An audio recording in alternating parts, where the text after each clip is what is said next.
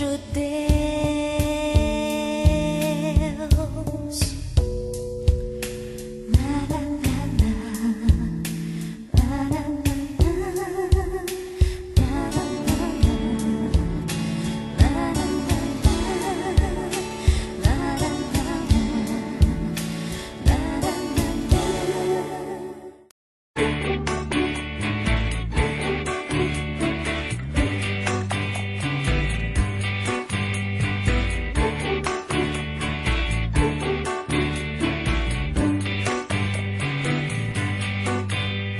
Porque você é Flamengo e meu pai Botafogo.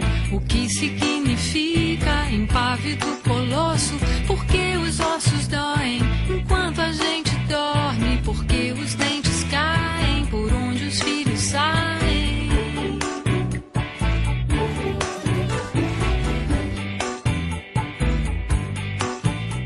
Porque os dedos murcham quando estou no banho. Porque as ruas enchem quando está chovendo. Quanto é 1000 trilhões vezes infinito? Quem é Jesus Cristo? Onde estão meus primos?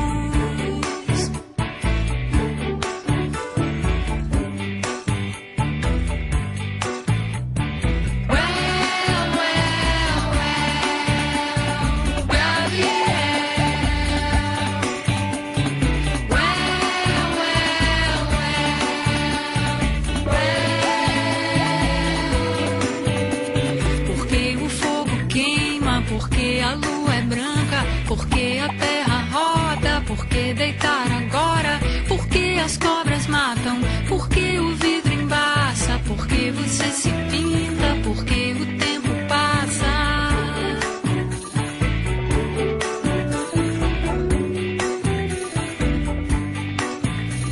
Porque que a gente espirra, porque as unhas crescem, porque o sangue corre, porque que a gente morre. Do que é feita a nuvem, do que é feita a neve, como é que se escreve?